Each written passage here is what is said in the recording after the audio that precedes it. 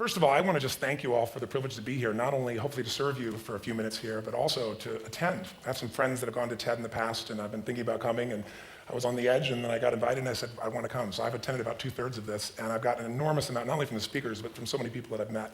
I don't think in all the places I've spoken or been around, and I've been privileged to be in a lot of great places, as I'm sure you have, I've ever seen such a concentration of both talent, brains, but also passion and a common value. There's a community here about contribution, and it's really beautiful. So I thank you. I'll be back as a participant myself on an ongoing basis, and I thank everybody for their participation as well very much. Thank you. I have to tell you, I'm both challenged and excited. My excitement is I get a chance to give something back. My challenge is the shortest seminar I usually do is 50 hours. And I'm not exaggerating. I do weekends, and what I do more than that, obviously, coach people, but I'm into immersion, because how'd you learn language? You didn't learn it by just learning principles. You got in it and you did it so often that it became real. And my stuff isn't pre-programmed. You know, something happens in the room, I ask a question and I play off what's going there. And 17 minutes, that's not gonna happen. I know we're gonna put the principles across, and I'm beyond respectful to the format, and I've gotten great value from it. Although Lisa Randall, I felt very tough for how to explain Einstein's theories in 18 minutes. To make sure that you're served, though, because I really came here to serve, is I put some tapes in your box, but I want you to know that if you want to use net time, I call it no extra time, to learn some of these things and use them at a deeper level, if you call my office and you're from TED, you're on the list, you can get any product I have, there's no charge for it. If you ever want to come to a seminar, I'd love to have you as my guest as well for something in more depth. So it might get to your stage. Thank you. Thank you. So, the race begins. I've probably put a lot in here because I really want to try and serve you, and I hope it doesn't just sound like philosophy since we can't do the interaction at the same level, although I hope you'll participate with me a bit. The bottom line of why I'm here is that I'm really in a position, I'm not here to motivate you, obviously, you don't need that. And a lot of times that's what people think I do, and it's the furthest thing from it. What happens though is people say to me, well, I don't need any motivation, and I say, well, that's interesting, that's not what I do. I'm the why guy. I don't know why you do what you do. What is your motive for action? What is it that drives you in your life today, not 10 years ago, or are you running the same pattern? Because I believe that the invisible force of internal drive activated is the most important thing in the world. I'm here because I believe emotion is the force of life. All of us here have great minds. You know, most of us here have great minds, right? I don't know if I'm in the category, but we all know how to think. And with our minds, we can rationalize anything, we can make anything happen. We can, I agree with what was described a few days ago about this idea that people work in their self-interest, but we all know that you don't work in your self-interest all the time. Because when emotion comes into it, the wiring changes in the way it functions. And so it's wonderful for us to think intellectually about how the life of the world is, and especially those who are very smart. We can play this game in our head, but I really want to know what's driving you, and what I'd like to maybe invite you to do by the end of this talk is explore where you are today for two reasons. One, so that you can contribute more. And two, so that hopefully we can not just understand other people more, but maybe appreciate them more and create the kinds of connections that can stop some of the challenges that we face in our society today. They're only going to get magnified by the very technology that's connecting us, because it's making us intersect. And that intersection doesn't always create the view of everybody now understands everybody and everybody appreciates everybody. So I've had an obsession basically for 30 years. And that obsession has been what makes the difference in the quality of people's lives. What makes a difference in their performance, because that's what I got hired to do. I got to produce the result now. That's what I've done for 30 years. I get the phone call when the athlete is burning down on national television and they were ahead by 5 strokes and now they can't get back on the course. And I got to do something right now to get the result or nothing matters. I get the phone call when the child is going to commit suicide and I got to do something right now. And in 29 years, I'm very grateful to tell you I've never lost one in 29 years. It doesn't mean I won't someday, but I haven't done it. And the reason is an understanding of these human needs that I want to talk to you about. So when I get those calls about performance, that's one thing, like how do you make a change? But also, I'm looking to see what is it that's shaping that person's ability to contribute, to do something beyond themselves. So maybe the real question is, I look at life and say there's 2 master lessons. One is there's the science of achievement, which almost everyone in this room has mastered to an amazing extent. That's how do you take the invisible and make it visible, right? How do you take what you dream about and make it happen, whether it be your business, your contribution to society, money, whatever it is for you, your body, your family. But the other lesson of life that is rarely mastered is the art of fulfillment. Because science is easy, right? We know the rules, you write the code, you follow those, and you get the result. Once you know the game, you just, you up the ante, don't you? But when it comes to fulfillment, that's an art. And the reason is it's about appreciation and it's about contribution. You can only feel so much by yourself. So I've had an interesting laboratory to try to answer the question of the real question, which is what's the difference in somebody's life if you look at somebody like those people that you've given everything to, like all the resources they say they need. You gave them not a $100 computer, you gave them the best computer. You gave them love, you gave them joy, you were there to comfort them. And those people very often, and you know some of them I'm sure, end up the rest of their life with all this love, education, money, and background, spending their life going in and out of rehab. And then you meet people that have been through ultimate pain. psychologically, sexually, spiritually, emotionally abused, and not always, but often they become some of the people that contribute the most to society. So the question we got to ask ourselves really is, what is it? What is it that shapes us? And we live in a therapy culture. Most of us don't do that, but the culture is a therapy culture. And what I mean by that is the mindset that we are our past. And everybody in this room, you wouldn't be in this room if you bought that theory, but most of society thinks biography is destiny. The past equals the future. And of course it does if you live there. But what people in this room know, and what we have to remind ourselves though, because you can know something intellectually, you can know what to do and then not use it, not apply it. So really what we got to remind ourselves is decision is the ultimate power. That's what it really is. Now when you ask people, have you failed to achieve something? How many have ever failed to achieve something significant in your life? Say aye. Thanks for the interaction on a high level there. But if you ask people, why didn't you achieve something? Somebody who's working for you, or a partner, or even yourself, and you failed to achieve a goal, what's the reason people say they failed to achieve? What do they tell you? Tell me. Come on, out loud. Didn't know enough, didn't have the knowledge, didn't have the money, didn't have the time, didn't have the technology. I didn't have the right manager. Didn't have the Supreme Court.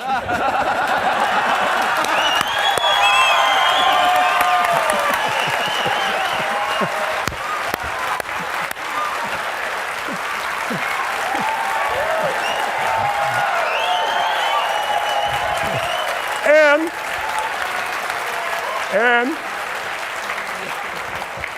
what do all those, including the Supreme Court, have in common? They are a claim to you missing resources. And they may be accurate. You may not have the money. You may not have the Supreme Court. But that is not the defining factor.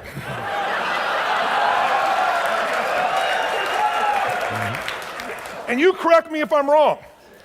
The defining factor is never resources, it's resourcefulness. And what I mean specifically, rather than just some phrase, is if you have emotion, human emotion, something that I experienced from you day before yesterday at a level that is as profound as I've ever experienced, and if you communicated with that emotion, I believe you would have won. But how easy for me to tell him what he should do. Idiot, Robbins. But I know when we watched the debate at that time, there were emotions that blocked people's ability to get this man's intellect and capacity and the way they came across to some people in that day. Because I know people that wanted to vote in your direction and didn't, and I was upset. But there was emotion that was there. How many know what I'm talking about here? Say aye. So emotion is it, and if we get the right emotion, we can get ourselves to do anything. We can get through it. If you're creative enough, playful enough, fun enough, can you get through to anybody, yes or no? If you don't have the money, but you're creative and determined enough, you find the way. So this is the ultimate resource, but this is not the story that people tell us, right? The story people tell us is a bunch of different stories. They tell us we don't have the resources, but ultimately, if you take a look here, flip it up if you would. They say, what are all the reasons they have in common? We said that. Next one, please. He's broken my pattern. But I appreciated the energy, I'll tell you that. What determines your resources? We've said decisions shape destiny, which is my focus here. If decisions shape destiny, what determines it is 3 decisions. What are you going to focus on? Right now, you have to decide what you're going to focus on. In this second, consciously or unconsciously, the minute you decide to focus on something, you got to give it a meaning. And whatever that meaning is produces emotion. Is this the end or the beginning? Is God punishing me or rewarding me, or is this the roll of the dice? And emotion then creates what we're going to do, or the action. So think about your own life, the decisions that have shaped your destiny. And that sounds really heavy, but in the last 5 or 10 years, 15 years, haven't there been some decisions you've made that if you made a different decision, your life would be completely different? How many can think of one, honestly? Better or worse? Say aye. So the bottom line is maybe it was where to go to work and you met the love of your life there. Maybe it was a career decision. I know the Google geniuses I saw here. I mean, I understand that their decision was to sell their technology at first. What if they made that decision versus to build their own culture? How would the world be different? How would their lives be different? Their impact. The history of our world is these decisions. When a woman stands up and says, no, I won't go to the back of the bus, she didn't just affect her life. That decision shaped our culture. Or someone standing in front of a tank. Or being in a position like Lance Armstrong and someone says to you, you've got testicular cancer. That's pretty tough for any male, especially if you ride a bike. Right? You got it in your brain, you got it in your lungs. But what was his decision of what to focus on? Different than most people. What did it mean? It wasn't the end, it was the beginning. What am I going to do? He goes off and wins 7 championships he never won once before the cancer because he got emotional fitness, psychological strength. That's the difference in human beings that I've seen of the 3 million I've been around. Because that's about my lab. I've had 3 million people from 80 different countries that I've had a chance to interact with over the last 29 years. And after a while, patterns become obvious. You see that South America and Africa maybe connect in a certain way, right? Other people say, oh, that sounds ridiculous. It's simple. So what shaped Lance, what shapes you? Two invisible forces, very quickly. One, state. We all have had times. Have you had a time you did something and after you did it, you thought to yourself, I can't believe I said that. I can't believe I did that. That was so stupid. Who's been there? Say aye. Have you ever done something after you did it, you go, that was me. Right? It wasn't your ability, it was your state. I should be able to change that quickly, but what I want to finish with quickly here is your model of the world is what shapes you long term. Your model of the world is the filter. That's what's shaping us. That's what makes people make decisions. When we want to influence somebody, we got to know what already influences them. And it's made up of three parts, I believe. First, what's your target? What are you after? Which I believe it's not your desires. You can get your desires to goals. How many of you got a goal, desire, and thought, is this all there is? How many have been there? Say aye. So it's needs we have. I believe there are 6 human needs. Second, once you know what the target that's driving you is, and you uncover it for the truth, you don't form it, you uncover it. Then you find out what's your map. What's the belief systems that are telling you how to get those needs? Some people think the way to get those needs is destroy the world. Some people is to build something, create something, love someone. And then there's the fuel you pick. So very quickly, 6 needs, let me tell you what they are. First one, certainty. Now these are not goals or desires, these are universal. Everyone needs certainty that they can avoid pain and at least be comfortable. Now how do you get it? Control everybody, develop a skill, give up, smoke a cigarette. And if you got totally certain, ironically, even though we all need that, like if you're not certain about your health or your children or money, you don't think about much more. You're not sure the ceiling's gonna hold up, you're gonna listen to any speaker.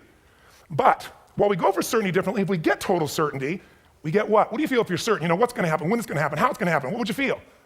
Bored out of your mind. So God, in her infinite wisdom, gave us a second human need, which is uncertainty. We need variety. We need surprise. How many of you here love surprises? Say aye. You like the surprises you want. The ones you don't want, you call problems, but you need them. So variety is important. Have you ever rented a video or a film that you've already seen? Who's done this? Why are you doing it? You're certain it's good because you read it before, saw it before, but you're hoping it's been long enough you've forgotten enough there's variety. Third human need, critical, significance. We all need to feel important, special, unique. You can get it by making more money. You can do it by being more spiritual. You can do it by getting yourself in a situation where you put more tattoos and earrings in places humans don't want to know. Whatever it takes. The fastest way to do this, if you have no background, no culture, no belief in resources or resourcefulness, is violence.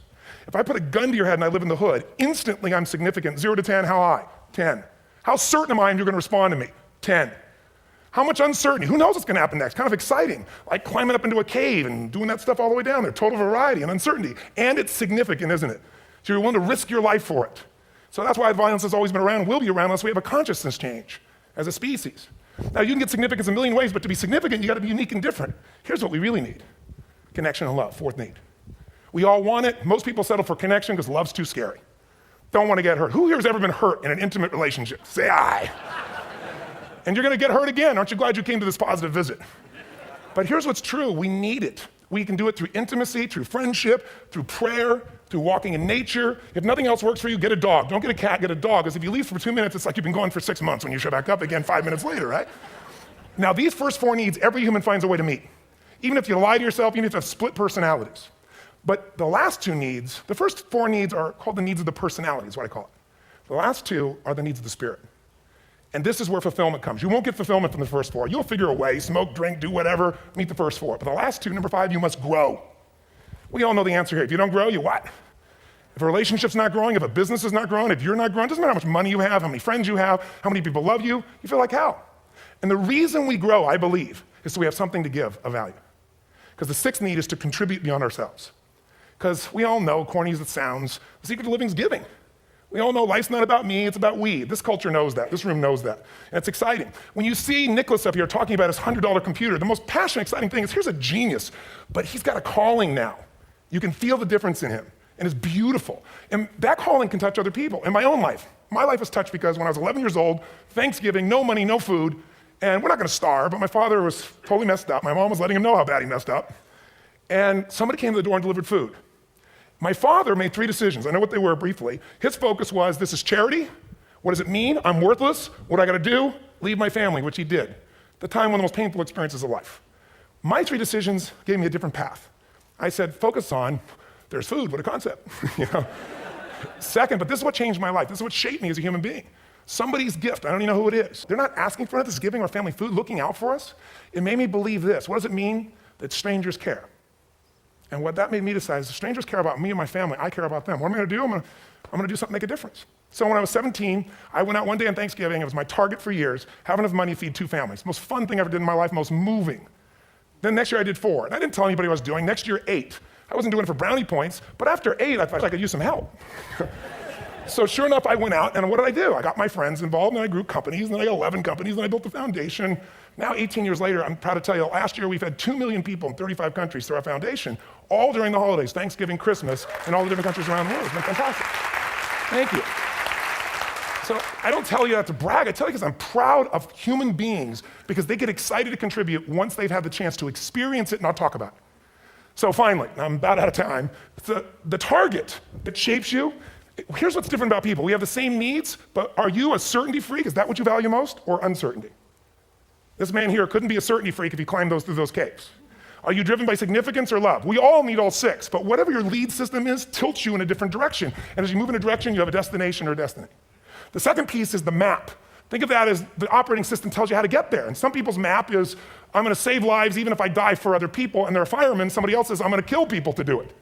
They're trying to meet the same needs of significance, right? They want to honor God or honor their family, but they have a different map. And there are 7 different beliefs. I can't go through them because I'm done. The last piece is emotion. I say one of the parts of the map is like time. Some people's idea of a long time is 100 years. Somebody else says it's 3 seconds, which is what I have.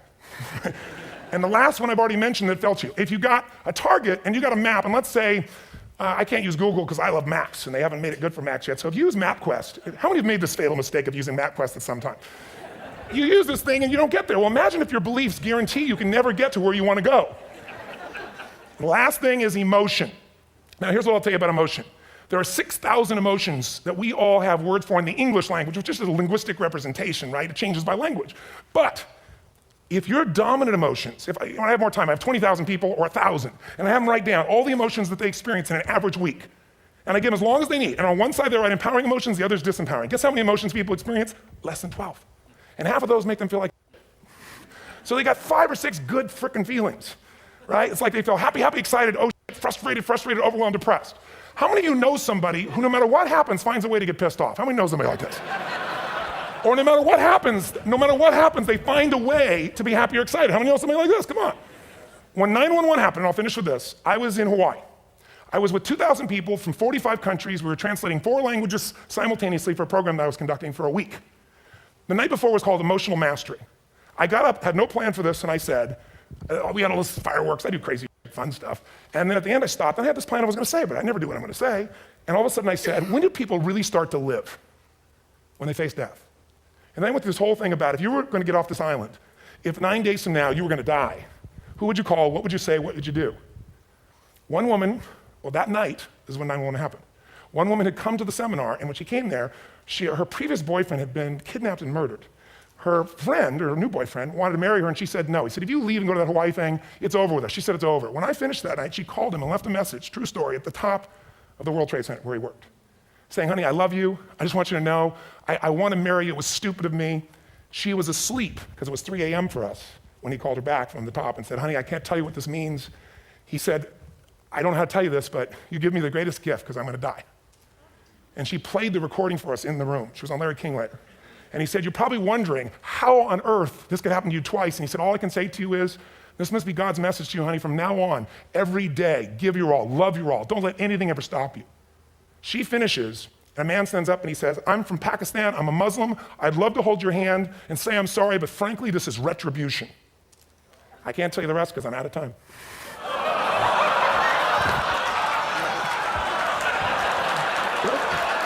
Are you sure? 10 seconds. 10 seconds. No, I want to be respectful. 10 seconds. All I can tell you is I brought this man on stage with a man from New York who worked in the World Trade Center, because I had about 200 New Yorkers there. More than 50 lost their entire companies, their friends, marking up their palm pilots. One financial trader, this woman made of steel, bawling. 30 friends crossing off that all died. And what I did to people is I said, what are we going to focus on? What does this mean, and what are we going to do? And I took the group and got people to focus on, if you didn't lose somebody today, your focus is going to be how to serve somebody else. There are people, one woman got up, she was so angry and screaming and yelling. She wasn't from New York, she's not an American, she doesn't know anybody here. I said, you always get angry. She said, yes. Guilty people got guilty, sad people got sad. And I took these two men and did what I call an indirect negotiation. Jewish man with family in the occupied territory, some New York who would have died if he was at work that day. And this man who wanted to be a terrorist and made it very clear. And the integration that happened is on a film, which I'll be happy to send you, so you can really see what actually happened instead of my verbalization of it. But the two of them not only came together and changed their beliefs and models of the world, but they worked together to bring, for almost 4 years now, to various mosques and synagogues, the idea of how to create peace. And he wrote a book, which is called My Jihad, My Way of Peace. So transformation can happen. So my invitation to you is this.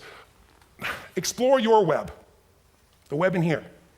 The needs, the beliefs, the emotions that are controlling you, for two reasons. So there's more of you to give. Achieve too, we all want to do it, but I mean give, because that's what's going to fill you up. And secondly, so you can appreciate, not just understand, that's intellectual, that's mind, but appreciate what's driving other people. It's the only way our world's going to change. God bless you, thank you, I hope this will serve. Tony Robbins.